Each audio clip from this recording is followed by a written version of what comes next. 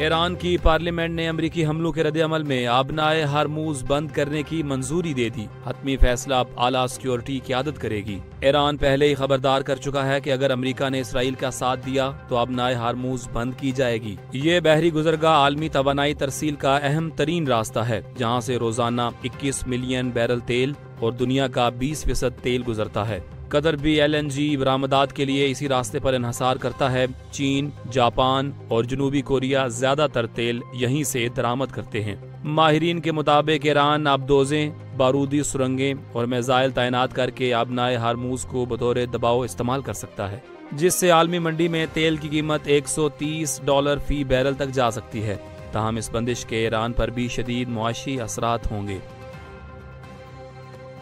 وزیر اعظم شہباز شریف نے ایرانی صدر مسعود پزشکیان کو ٹیلی فون کر کے امریکی حملوں کی شدید مذمت کی اور کہا کہ یہ حملے IAEA قوانین اور بین الاقوامی ضوابط کی سنگین خلاف ورزی ہیں۔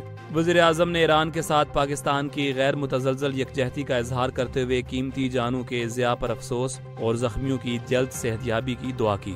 انہوں نے اقوام متحدہ کے چارٹر کے آرٹیکل 51 کے تحت ایران کے حق دفاع کی حمایت کی اور کہا کہ امن کے لیے فوری مذاکرات اور سفارتکاری ہی واحد راستہ ہے۔ دونوں رہنماؤں نے امت مسلمہ کے اتحاد اور قریبی رابطے پر زور دیا۔ نائب وزیر اعظم اور وزیر خارجہ اسحاق ڈار کی ترکیہ میں ایرانی وزیر خارجہ عباس اراغچی سے غیر رسمی ملاقات ہوئی، جس میں اسرائیل اور امریکہ کے حملوں پر اظہار مذمت اور ایران کے حق دفاع کی حمایت کا اعادہ کیا گیا۔ اسحاق ڈار نے کہا کہ ایران کی خود مختاری اور اقوام متحدہ کے چارٹر کے تحت اس کے دفاع کا حق تسلیم شدہ ہے۔ ملاقات اسلامی سربراہی کانفرنس کے وزرائے خارجہ اجلاس کے موقع پر ہوئی، جہاں ایرانی وزیر خارجہ نے خطے کی صورتحال پر موقف پیش کیا۔ اجلاس میں اسحاق ڈار نے اسرائیل کو دہشت گرد ریاست قرار دیا اور کہا کہ پاکستان ایران اور فلسطین کے ساتھ مکمل اظہار یکجہتی کرتا ہے۔ وفاقی حکومت نے 2025 تا 2030 کے لیے نئی الیکٹرک وہیکل EV پالیسی کا اجرا کر دیا ہے، تاکہ پاکستان کو ماحولیاتی آلودگی سے نجات دلا کر گرین معیشت کی طرف بڑھایا جا سکے۔ وزارت موسمیاتی تبدیلی کے مطابق اس پالیسی سے نہ صرف صاف، سستی اور پائیدار ٹرانسپورٹ کو فروغ ملے گا، بلکہ مقامی جدت، روزگار اور توانائی کی خود کفالت بھی ممکن ہوگی۔ 2030 تک 30% نئی گاڑیاں الیکٹرک ہوں گی، جن میں موٹر سائیکل، رکشے، بسیں اور کاریں شامل ہیں۔ پالیسی کے تحت آلودگی، شور اور ایندھن کے اخراجات میں کمی، زر مبادلہ کی بچت اور شہری صحت میں بہتری کی توقع ہے۔ حکومت شمسی اور ہوا سے توانائی حاصل کر کے EV کو توانائی خود کفالت کا ذریعہ بنانا چاہتی ہے، جبکہ نئی صنعتیں اور لاکھوں روزگار کے مواقع بھی پیدا ہوں گے۔ ایران کی جوہری تنصیبات پر امریکی حملوں کے بعد سعودی عرب، عمان، قطر اور عراق نے سخت رد عمل دیتے ہوئے اسے غیر قانونی اور خطرناک قرار دیا۔ سعودی عرب نے فریقین پر تحمل کا مظاہرہ کرنے اور عالمی برادری سے سفارتی حل کی کوششیں تیز کرنے کا مطالبہ کیا۔ عمان نے امریکی کارروائیوں کو کھلی جارحیت اور اقوام متحدہ کے چارٹر کی خلاف ورزی قرار دیا۔ قطر نے خطے اور دنیا پر اس کے ہولناک اثرات سے خبردار کیا، جبکہ عراق نے کارروائیوں کو امن و سلامتی کے لیے سنگین خطرہ کہا۔ پاسداران انقلاب نے دعویٰ کیا ہے کہ ایران پر حملہ کرنے والے طیاروں کے ٹھکانوں کا سراغ لگا لیا گیا ہے۔ بیان میں کہا گیا ہے کہ امریکہ نے حملہ کر کے خود کو فرنٹ لائن پہ لا کھڑا کیا ہے۔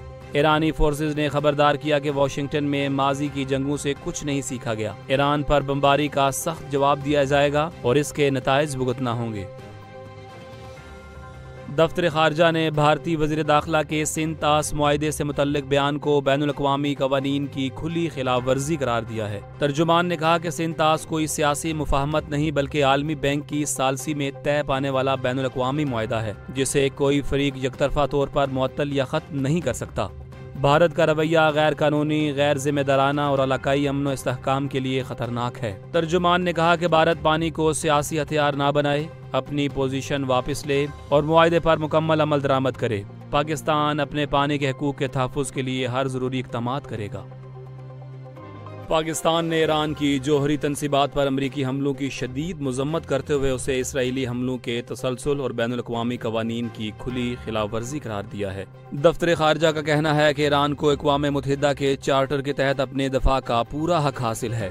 امریکی جارحیت سے خطے میں کشیدگی اور تشدد میں بے مثال اضافہ ہوا ہے۔ ترجمان نے مزید کہا کہ تنازع کا فوری خاتمہ اور شہریوں کی جان و مال کا تحفظ ضروری ہے۔ تمام فریقین انسانی ہمدردی اور بین الاقوامی قوانین کی پاسداری کریں۔ ترجمان نے زور دیا کہ خطے کے مسائل کا حل صرف مذاکرات اور سفارتکاری کے ذریعے ممکن ہے۔ بحران کا پرامن حل اقوام متحدہ کے اصولوں کے مطابق نکالا جائے۔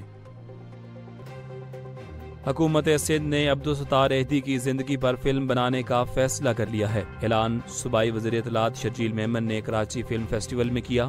ان کا کہنا تھا کہ بھارت فلموں کے ذریعے اپنا بیانیہ عالمی سطح پر پہنچا رہا ہے، جبکہ پاکستان میں اس طاقتور میڈیم کو نظر انداز کیا جاتا رہا۔ شرجیل میمن نے کہا کہ پاکستان میں بے شمار تاریخی اور معاشرتی کہانیاں موجود ہیں جن پر فلمیں بننا ضروری ہیں تاکہ نوجوان نسل کو اپنے ہیرو سے روشناس کرایا جا سکے۔ وزارت اطلاعات سندھ فلم ساز ستیش آنند کے اشتراک سے ایدی کی زندگی پر فلم تیار کر رہی ہے، جو انسانیت، قربانی اور خدمات کی ایک دستاویزی جھلک ہوگی۔